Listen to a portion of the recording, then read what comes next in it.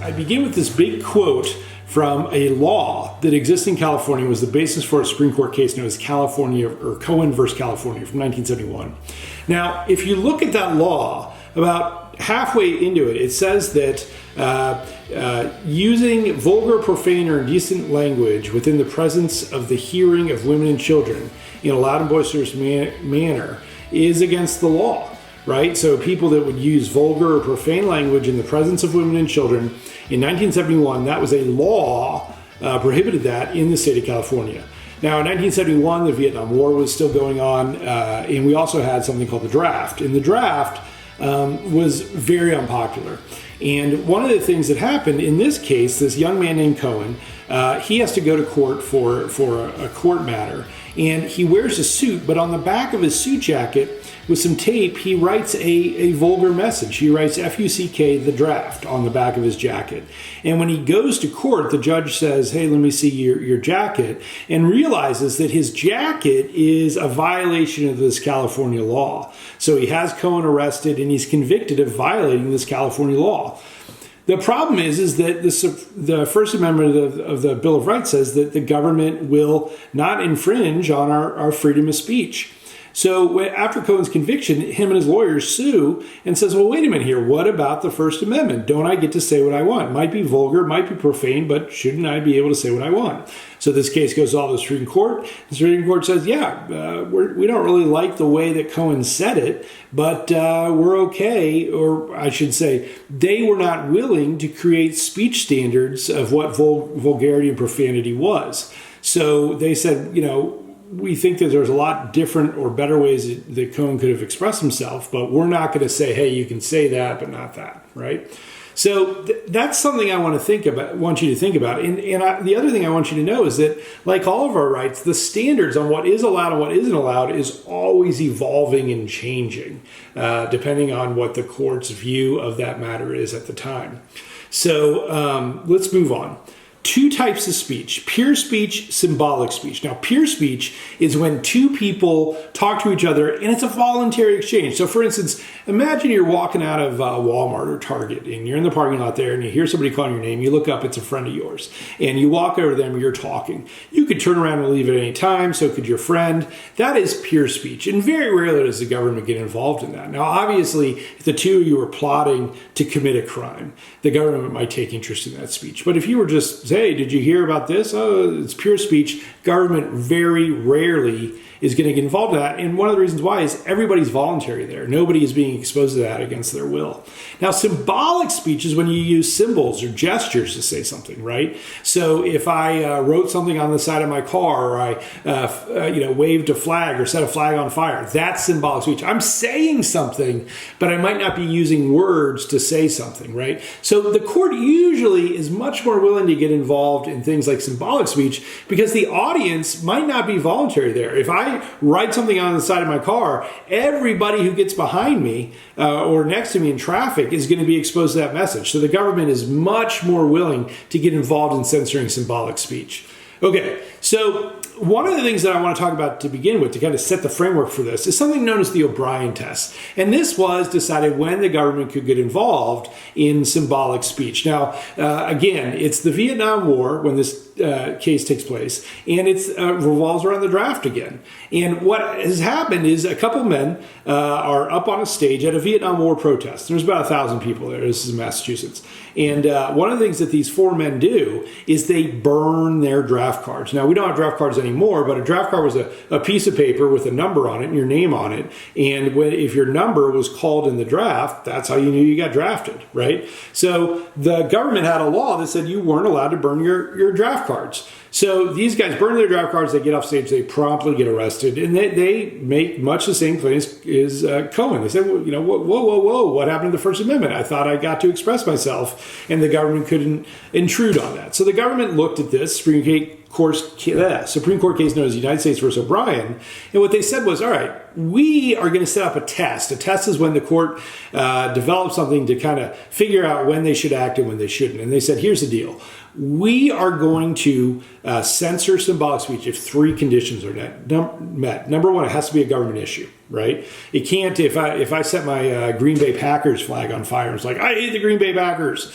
That's not a government issue. The government's not going to get involved in that. But burning a draft card, is that a government issue? Yes, it is, right? So that's number one. It has to be a government issue. Number two, it has to be, there has to be a good reason why the government would want to censor the speech, right? It has to be more than it would be, it's offensive or it pisses people off. It has to have a good reason. So does the government have a good reason to keep people from burning their draft cards? And the answer is yes, they do, right? If everybody burned their draft cards, you couldn't conduct a draft. A draft is a government power, so there is a good reason why the government doesn't want to burn your draft card. And then number three, if they censor one type of speech, is there an alternative way that those four guys or somebody could have said the thing that they were trying to say before they got censored, right? So could these guys have said they don't agree with the draft without burning the draft card?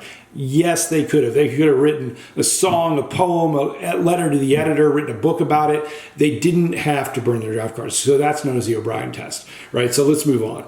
Okay, now, a couple things I want you guys to know is that your speech could be violated or censored more in school than it does outside of school, right? Famous Supreme Court case, Tinker versus Des Moines, 1967-68. Again, Vietnam War. This young girl, Mary Beth Tinker, and her brother, they are anti-war. And they decide to wear a black armband to high school to protest the Vietnam War and the U.S. government's policy in the Vietnam War, right? And when they do this, the principal catches wind of it, calls them down to the office and says, you either take those armbands off or you are suspended. They refused to, so they got suspended. Now, they sued and said, well, wait a minute here. What about the First Amendment? What about freedom of speech? The Supreme Court said, okay, here's the deal. Schools can censor your speech if the speech creates a disruption in the educational environment. But if they don't do that, schools, they don't have to censor that. So in this case, they said, yeah, Mary Beth Tinker should have never been suspended. But if her armband said something that would cause a class disruption, that can be censored, right? Texas versus Johnson.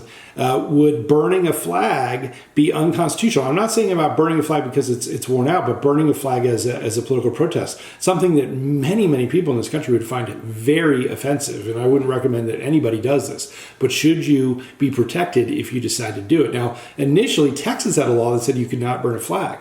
Now, this goes to the court, and they apply the O'Brien test. Is it a government issue? Yes, it is. Flag is a symbol of the government as set by Congress. Number two, is there a good reason why the government would want to censor or keep people from burning flags as a part of political protest? And the answer here is not a great reason, right? Now, the government tried to make this argument that people would lose respect for the flag, and the Supreme Court justice says, no, we don't think that's true. We think that people would become more patriotic, right?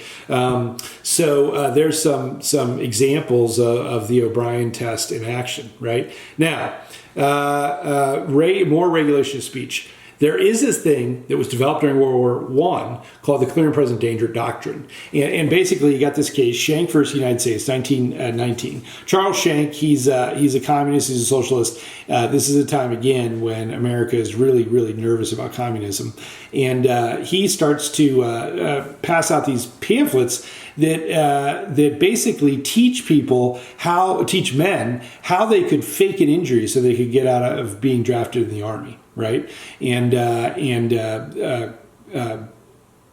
this happens in Philadelphia. Pennsylvania has a law that says that you cannot advocate for the for the enemy. That this is wartime. He gets arrested and he appeals his conviction. And basically, if you look at the decision here, you see this justice under the clear and present danger test. Oliver Wendell Holmes. He said, "Well, look, if your speech presents a clear and present danger to the United States, especially during wartime, it can be censored," right? Something known as the clear and present danger doctrine. However, that doctrine was changed a little bit in the next case that I want to talk about. If you go a couple more slides down, something called Brandenburg versus Ohio, right? Now, let me give you the background of this tape. Now we're going to be in 1969, right? So 1919 for Schenck versus the United States, Now we're in 1969. Ku Klux Klan rally. You guys know the Ku Klux Klan, terrorist organization that was created after the Civil War to terrorize African Americans from voting and participating in public life in the South. It kind of came back in the 20th century. In 1969, in Ohio, there's this big Ku Klux Klan rally. And one of the speakers at that rally, he gets up on the stage and he says, look, we need to start a race war and we need to kick this thing off. And I'm going to read the names and addresses of some of the minorities in our community. And I would encourage people to go and kill them. Right? So this is a pretty alarming speech for sure. Ohio has a law that says that speech that threatens violence will not be tolerated. So he gets off the stage, he gets arrested by the state of Ohio, gets convicted. Now he appeals his conviction. Now, when the court hands down their ruling in Brandenburg versus Ohio, this is kind of an update on that Schenck versus United States current present danger test. What they say is violent speech can only be censored if it's likely that somebody is going to carry out that violence, right? So if I stubbed, let's say that I received some bad news, right? And I said, oh man, I'm so mad about that bad news. I could kill somebody, or I could kill the person who sent me the bad news, right? I am not literally asking you to go and kill someone, right? I am simply expressing something. Violent speech can only be censored if it's likely that the violence is going to follow. And going back to Brandenburg, the court said it was very unlikely that somebody's going to be wandering by that rally and hear the speaker on the stage and say, you know what, I think I am going to go commit a murder tonight. That was simply not likely to happen. Okay, some other speech that is not allowed is defamatory speech. This is speech that is false speech that is intended to ruin someone's character, right? You cannot try to get someone fired or ruin their character, spreading rumors about them, and then turn around and say, free speech, right? So defamatory speech is either spoken, which is called slander, or it's written, which is called libel, right? And that's two types of speeches that are not protected by the First Amendment. And then fighting words, right? Let's say that I walked up to you and I said terrible things about your family, or I said terrible things about your girlfriend or boyfriend or something. I was basically baiting you into a fight. That is not protected speech either. And then finally, as we already said with Tinker, school authorities can limit your freedom of speech inside schools if your speech is causing a disruption, right? So for instance, if you were talking, let's say that you're racist and you're in your class and you're talking about your racism, if there's a minority that you feel is somehow inferior to you, they might feel threatened by that speech. And I know that I feel threatened, but truly, we want kids to come to school to feel safe so that they can learn. And if another student is presenting threatening speech, that speech can be censored because it's disrupting the educational environment. Okay, so that is it for the First Amendment, freedom of speech. And next we're going to jump into the Fourth Amendment. But for now, let's go ahead and pause here, and I'll be back with more videos very, very soon. Hope you're doing well, and I will see you soon. Okay.